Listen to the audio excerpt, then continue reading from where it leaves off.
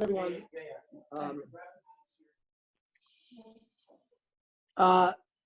We're starting Perek Revi by Metomnim. Hatmana is the concept of taking a hot dish that was heated up Erev Shabbos, and you're going to put it into some material such as sand or leaves to preserve the heat. The Mishnah is going to prohibit the use of burying a hot dish into something that will increase its heat. That's similar to bishul, and that's why they prohibit it. Even though it's not bishul, but it's a gzeira. Like Rashi says in the first Bamet Tomni, Abal Solik Deira. May Al Gabi Kir, you want to remove you have a dish that's been heated up on a kira on a stovetop. Ulatomna b'davracha, you want to bury it in something.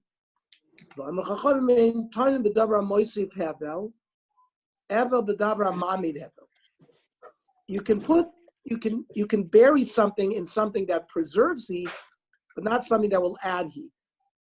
So which are the ones that will add heat? The Gemara will discuss what that is. It's when you pick olives and the branches and the leaves, and after you press the oil out of the olives, all of that material is gefet. Psoilish shel beis abad shel shemen. Beis abad is an olive oil press. Loba zevel, that's dung. Loba melach, not salt. Loba seed, not lime. Loba chol, not sand. And these items, bein lachin, bein yivation, whether they're moist, whether they're dry, they're going to add heat. When if it's going to sit there for a long time, especially piled up, they'll add heat to the kedera. And it's like bishul. And that's why they ask you to do it. V'lo b'tevin, v'lo b'zagin, you can't use straw. Zagin are like shells of grapes after you squeeze the grapes. Mochin are like shmatas. V'lo b'asavim, and not like cut grass. Bizman shein lachin, when these items are moist. Because all the items we just mentioned, if they're moist, they'll add heat. You can't do this even Erev Shabbos. You can't take a hot pot off the stove and bury it into any of these items Erev Shabbos. That's hatmana. And you want to leave it in on Shabbos, ain't toimin. We are not toimin. Because then it'll go into Shabbos and it's going to add heat. It's ke'ein bishul. This is all gzeira. But these last items, tevel, zogin, moichin, and asavim, you could use them if they're dry. So you could take something that you off the fire, Erev Shabbos, put it in these items, because these things will preserve heat. They will not add heat.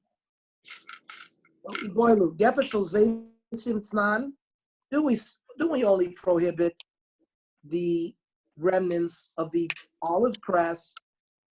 They also made oil from sesame seeds. So maybe, are you telling me that the gefet of shumshumin are okay? Oh, Dilma, maybe the Mishnah means the shumshumin tam l'chol shekain zeis, and certainly zeis would be prohibited. Kupa, right? You have a box or a basket. Shetamen ba. You have items in that basket, hot food.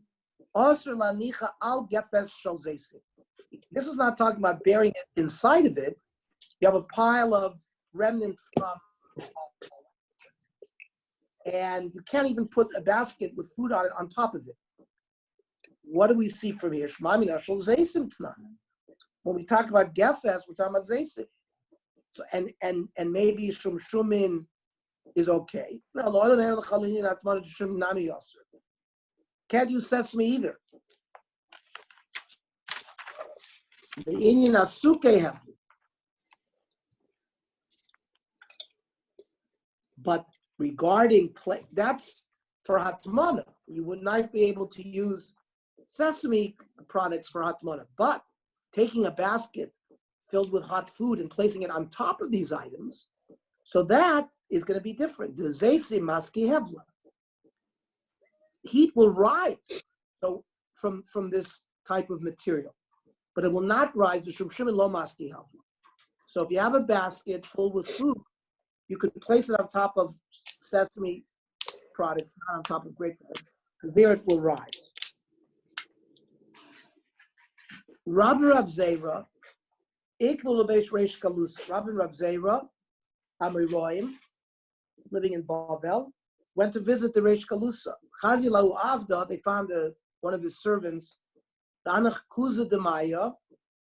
He had a jug of cold water, Apuma de Kumkuma, and he was going to place it on top of like a tea kettle, which is hot, on Shabbos. So Naze Rabba yelled at him.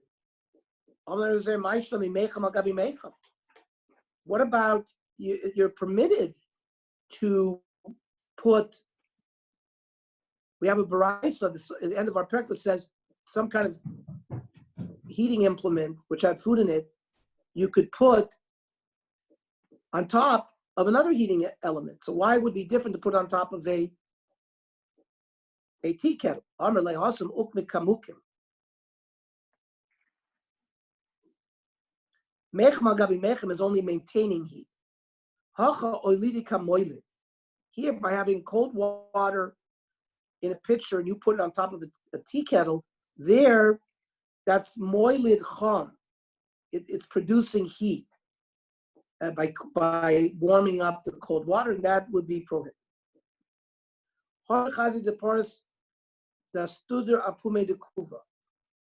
He stretched a napkin on top of some kind of water,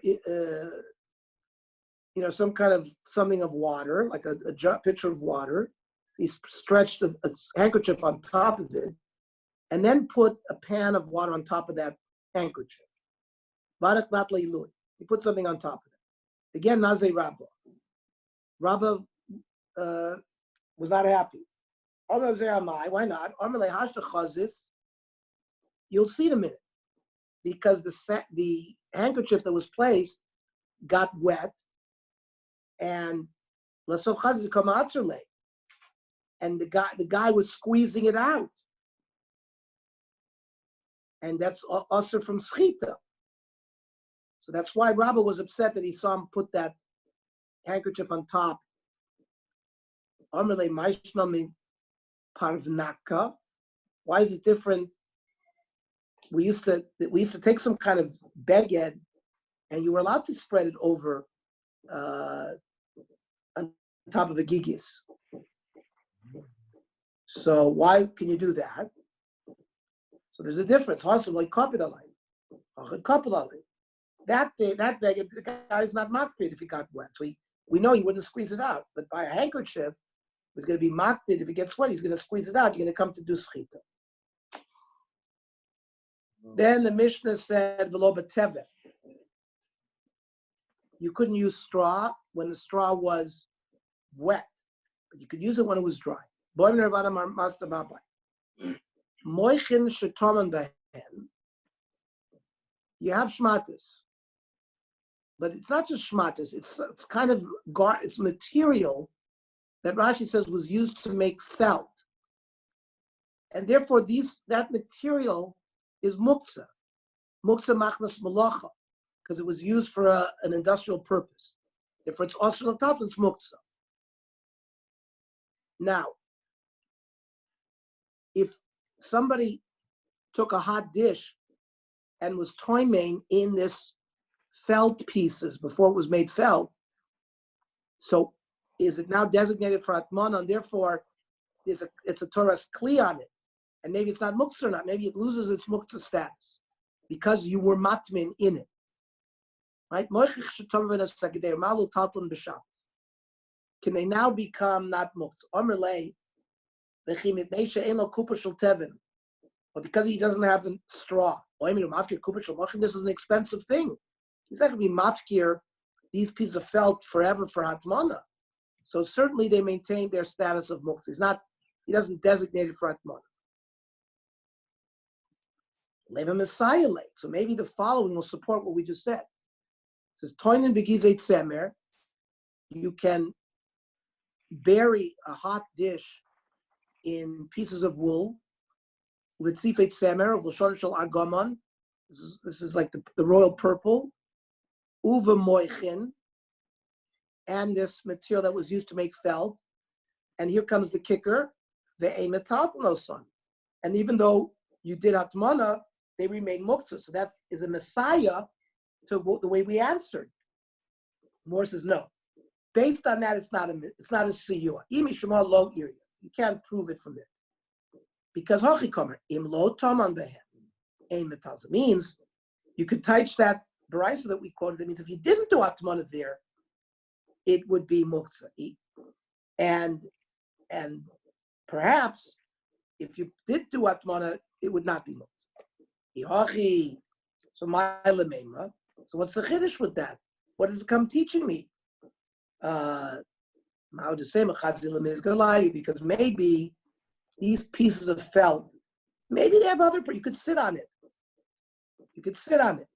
And therefore, you would think that maybe it's a kli, not just because I did matmin on it. Kamash Mallah, that no, these are expensive industrial things that were eventually used to make felt, and the person would take their mind off of that purpose. It would remain muktzah malachas machmas malachla isra. Rav Chizda Shora ladura udra lebeisadi b'shabta. That if you had a pillow, and the pillow was filled with material, and the material fell out of the pillow, you could return it back into the pillow on Shabbos.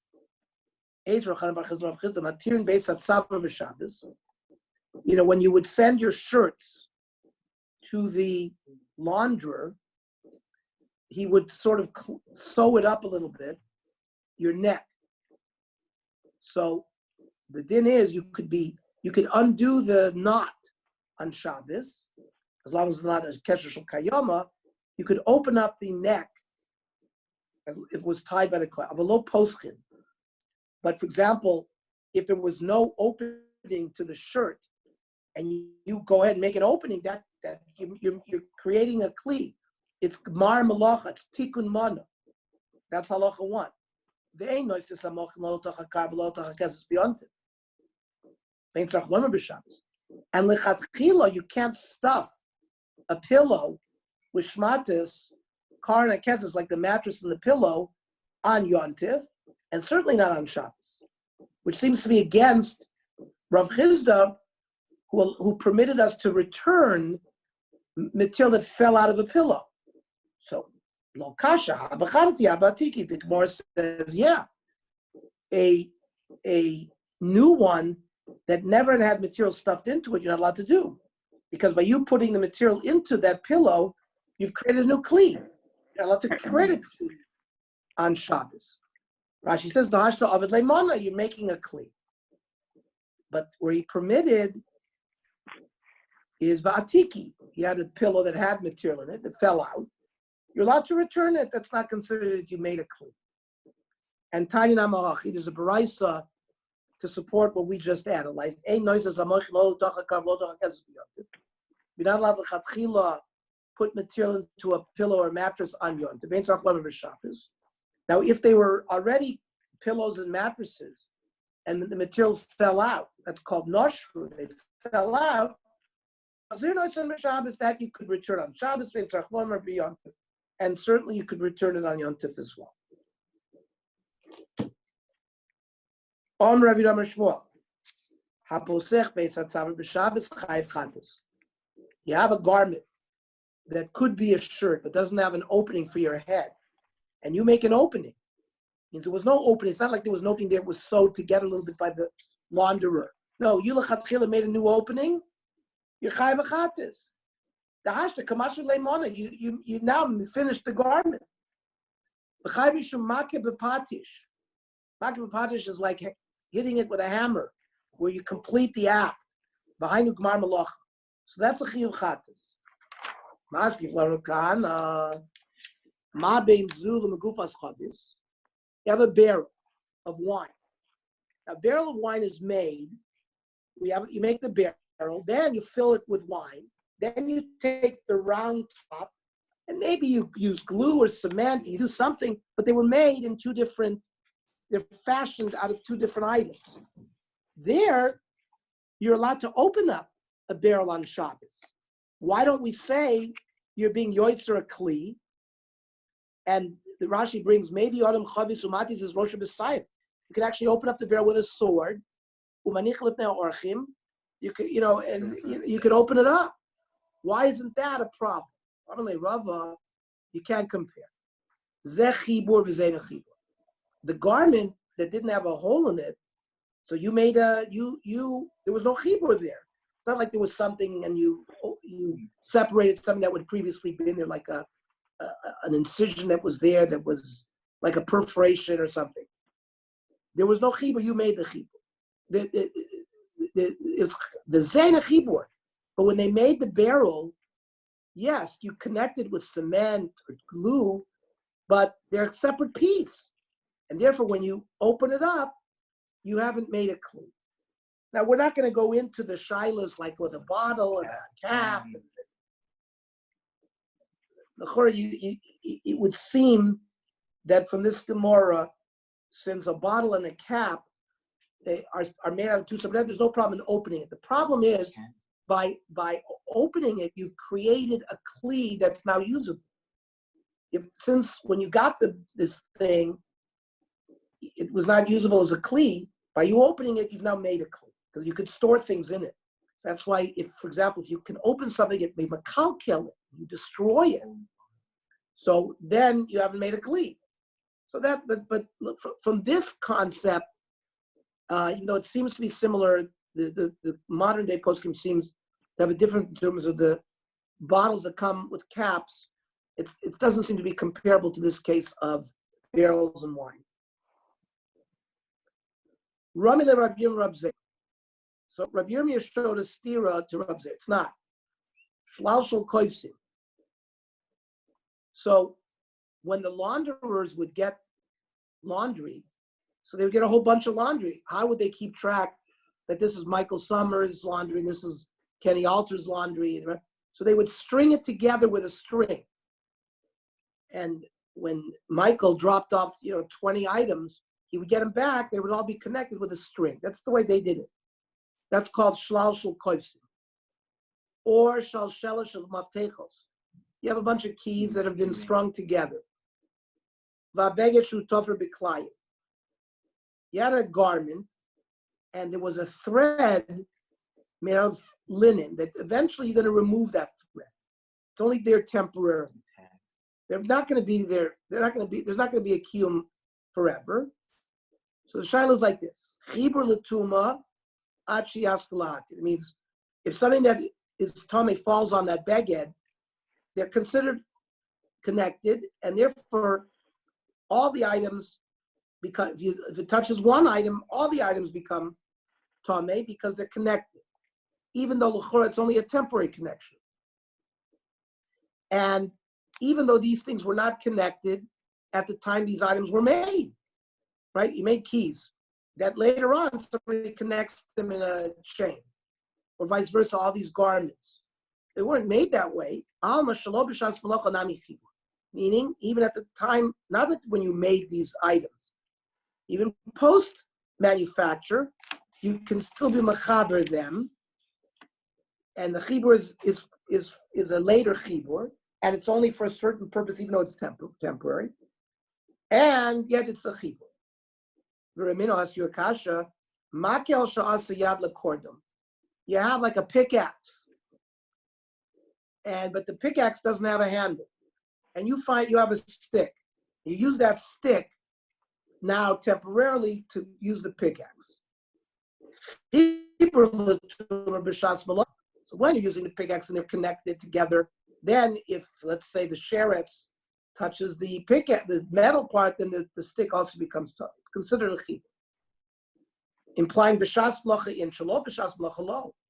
But when you're not using the item, it's not considered a chibur. And therefore, if the sheretz touches the metal part, it doesn't convey to the thing. That seems to be against what we said about if you make a chibur afterwards, you touch one thing and it's mechaber to everything. Amar lei, asum shelo b'shas malacha, adam asul l'zork l'ben eitzi. Yeah, because by a pickaxe, when they're not using that stick, he'll throw it with his firewood and eventually use it for some other purpose. Here, when they were not, even though they were connected, not necessarily when they were made, he's happy that they're mechuber. Because, for example, if they get dirty again, it's easy for him to give it back to the launderer to wash it again. So in a sense, it's nichale for him to have that connection with the string. By the stick, once he's not using it, he doesn't care that it's connected here. He would use it for something else. Now, Besura, there were two cities in Bavel, Sura and Pumbedisa, and that the Rosh Yeshiva in Sura and Pumbedisa existed until the year 1000. So, for example, Rav Hai Gaon, Rav Sadia Gaon, those Gaonim, one of them was the Rosh Yeshiva in Pumbedisa, the other one was in Sura. I mean, Sura and Pumbedisa existed from the time of the writing of the Gemara, which is the year 200, 300, 400, because most hold that Ravina Rav Ashi edited the Talmud in the year like 400, something around there. And those cities and their yeshivas existed for another 600 years. You had the period of Rabbanan Savaroy from like 400 to 600, and then you had the Gaonic period. So I'm just saying that Sura and Pumbedisa were active for almost 800 years as Makosa Torah shows you. And then in a 1000, because the Muslim rule changed, things moved to Europe for a certain reason. A lot of that to do with the Ottoman Empire, etc. It's amazing. You had a place which was really the seat of Torah for 800 years. Nothing's really going on there anymore. So, Besura Masni Lo Shmaitz Mishmei Rav Chizda. In Surah, they learned this sugya like Rav Chizda. The Pumbedisa Masni Mishmei Rav Kahana, they said in the name of Rav Kahana. Barmi Lo Mishmei Rav, some people say the name of Rav. So, Man Tanaha Nilsadam Rabbanon. And who is the author of the Chachamim statement that Kol HaMechuber Lo Harehu Kamo? That whatever is connected to something, it's as if it's as if it is that something. L'chura could be one of these people that we talked about. That means if you make a chibur, it's a chibur. Rav Yidam Rav Meir. It's a Rav Meir. It's a Tana. Shabbat Mishnah. Now, Beis Hapach. You have a little jug that you put olive oil in. Beis HaTavlet. You have a little container that you put spices in. Ubeis Haner Shabakira. Now, what that is all these things were sort of connected to the stovetop. You had a stovetop, and then you had little wells sort of built into the stovetop for olive oil and spices, and then you had actually a candle there, right? Metamin b'maga, ve'ein metamin ba'avir. So if a sheretz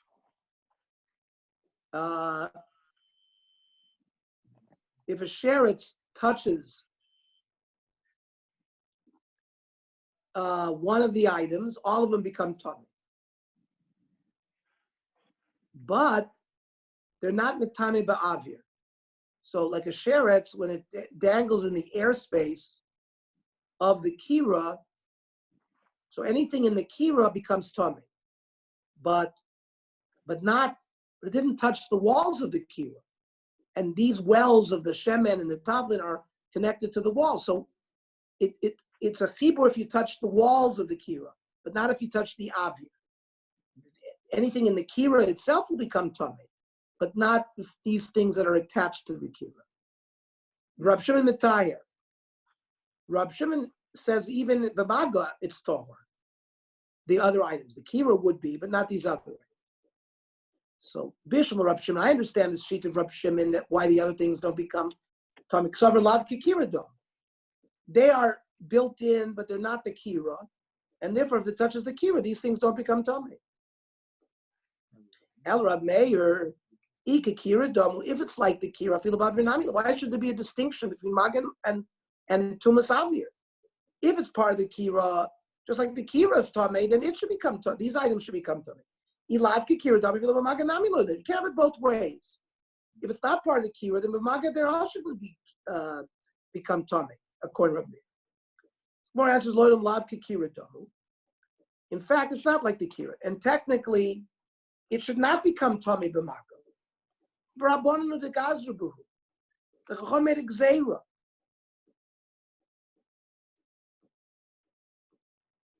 Because they're close to the kira. So if they're going to make a gzeira, why did you make a gzeira only by Maga? Why not by Avir? Right? Igazrubu afil Avir nami litku. Make the gzeira of Tumas Avir. No. This unusual thing, because from a logical standpoint, if it's a chibur, so that should be matame b'maga and ba'avir. Now you said it's really not considered a chibur, but they make a gzeira on the tumas maga. However, it's only a gzeira. If by making a heker that there's a differentiating feature between maga and avir, meaning if truma becomes tameh, the din is you have to burn it. Now, that's only Tuma Vada. If it's a Tuma Drabonon or a Sofek Tuma, we're not allowed to burn Truma. So in order, because it's only a Tuma Drabonon, for people to recognize they should not, if they have something that's Mamish Truma, they shouldn't burn it, because it's only a Tuma Drabonon. And Tuma Drabonon we don't burn. The only way we'll know it is because there's a distinguishing feature here that these items only became Tomei through Tumas Maga and not Tumas Av. On Rabbanon, you have scissors that were manufactured. You have the two parts of the scissors. They were manufactured separately and they were put together. The Ismail Shel Rahitmi. That's a carpenter's. There's a word for it. It smooths out the lumber. A plane. A plane? Yeah. Yeah, a plane. Ismail Shel Rahitmi. Plana, says Rashi. How do you like that? Plana. So it must be an old French word. That they smooth out the lumber pieces. The noise of right? There's a wooden frame that the piece of metal is put there. Then they remove it. It's a piece that can be broken down like a scissor. So if a dead sheretz falls on one piece, it automatically is matami the other piece. But when it comes, let's say it was tumas mace, right? You need hazah of paraduma mixed with water. You need hazah on the third and seventh day. Ein chibur lazah. There, if you're only do hazah on one of the pieces, doesn't work for the other piece. You got to do hazah on both. So the more doesn't understand manusha. If it's a chibur, I feel lazah nami. And just like you say, the tumah is conveyed because they're connected. Hazah should convey as well. And ilav chibruhu, and if it's not really, they're not connected, feel the tumah nami lo. Then the tumah should not move through the connection. Amar Rava, Dvar Torah, Meikar Adin, from Torah law,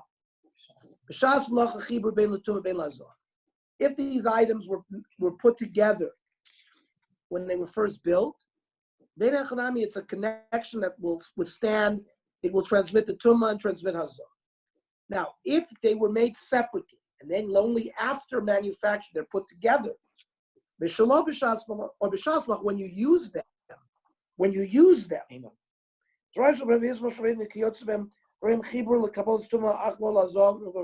will explain. Right now, as a b'shas malach, when you use them, they're connected. V'shelo b'shas malach, when they're not being used, and therefore they're not connected, ein chibur lo tumah. So that's understandable. Now, Gaz Rabban al Tumah Shelo B'Shas Malacha Mishum Tumah B'Shas Malacha. The Chacham made a gzeira that Tumah should be conveyed even when it's not B'Shas Malacha, because they acquired Tumah when they are working together. But Balazar B'Shas Malacha, and they made it a concept that you need Azar on both of them, Mishum Azar Shelo B'Shas, because when they're not together, you're going to need a separate Azar. So there's no, otherwise people would have a problem and not do the hazah properly. Therefore, it covers all bases. Okay, Shikoya. Tomorrow. Schedule. So tomorrow will be 8:00 at night. All right. Shkoyach, Ernie. Shikoya.